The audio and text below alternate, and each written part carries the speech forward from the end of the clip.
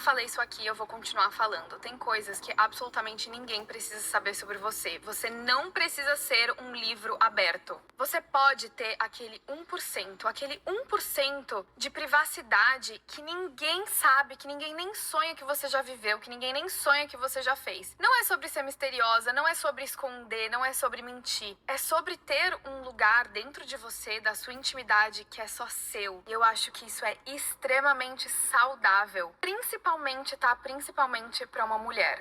Eu gostei desse vídeo, vou deixar o arroba da criadora, e como vocês sabem, o que eu costumo fazer aqui é pegar os vídeos e trazer um olhar geralmente que está na teoria social, nas ciências sociais, e não exatamente um olhar que é de desenvolvimento pessoal, né?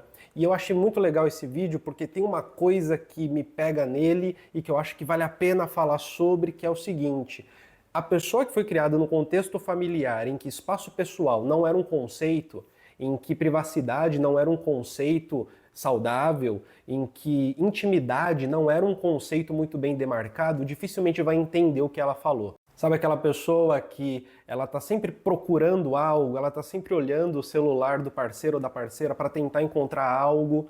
Aquela pessoa que quando o parceiro ou a parceira vai dar um rolê com os amigos ou com as amigas, ela quer ir junto e quando recebe um não, ela pergunta, mas o que vocês vão falar que eu não posso estar junto, né? Aquele cara que quer sempre vigiar os mínimos detalhes, está sempre desconfiado. E de certa forma, aquela pessoa que entende na privacidade, na intimidade, naquilo que é o espaço pessoal, entende uma ameaça, entende como sendo o lugar onde as coisas ruins podem acontecer na medida em que eu não estou olhando. Novamente, eu não estou aqui para fazer uma análise psicológica, esse não é meu ponto, mas o meu ponto é: este é um tipo de sociabilidade que a gente aprende tranquilinho no dia a dia na nossa cultura.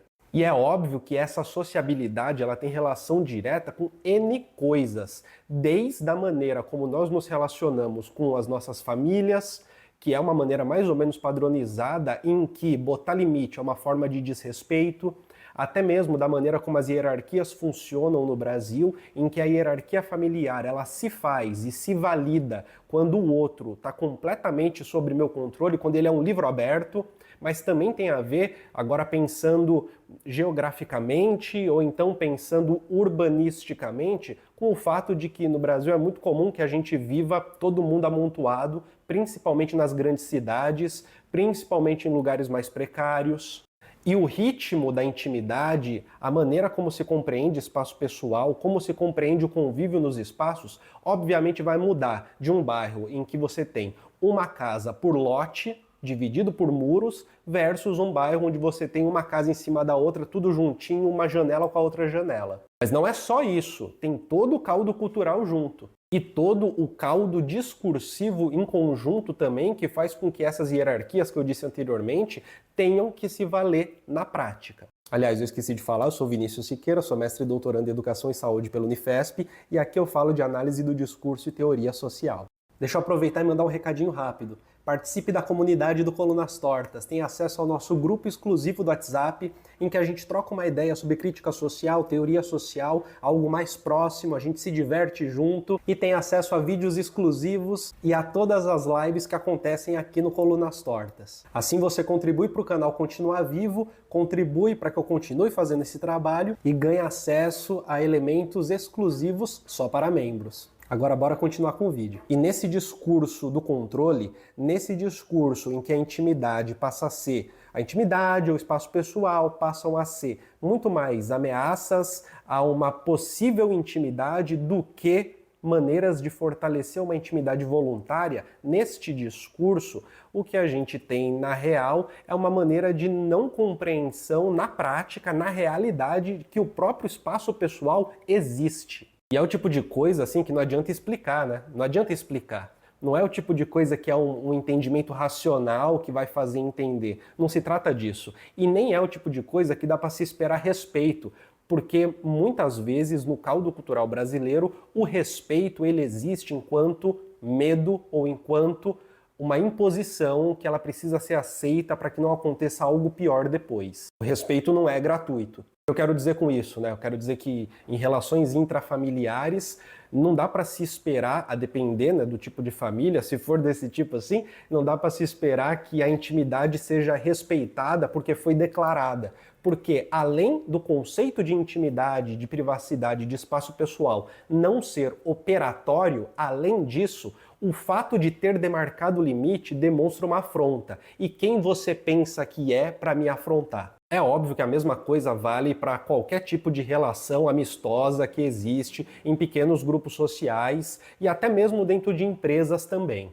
O resultado disso é que o que a moça falou no início do vídeo, de ter aquele 1% que é só nosso, quando você, que sabe o que é privacidade, que sabe o que é espaço pessoal, que sabe o que é intimidade, quando você entende que o que ela quer dizer é importante que você tenha um pedaço de você que você não precisa falar porque é seu, porque você escolhe o que você quer ou não falar, porque é seu e simplesmente isso, talvez a pessoa que não opera a partir desses conceitos compreenda o seguinte: esse 1% são as merdas que você faz na sua vida que você não quer contar pra ninguém. Sem compreender que muitas vezes as felicidades e as trivialidades da nossa vida também podem fazer parte de um espaço que não precisa ser dito. Simplesmente porque não? Porque espaço pessoal, privacidade, intimidade são conceitos que operam na nossa vida e que, quando não operam, tudo se passa como se aquilo que está escondido fosse alguma coisa muito ruim. Como se fosse de fato esconder. E disso nasce aquela frase, famosa frase, quem não deve não teme. Que quando é utilizada nos contextos cotidianos, na prática significa a tua vida deve ficar aberta, porque se ela não fica aberta, significa que você teme. E se você teme, então você deve. Dessa forma, abdicar do espaço pessoal e abdicar da própria privacidade seria a prova de que você não teme e, portanto, não deve. O que, obviamente, leva para caminhos que, no mínimo, são violentos. Tudo bem?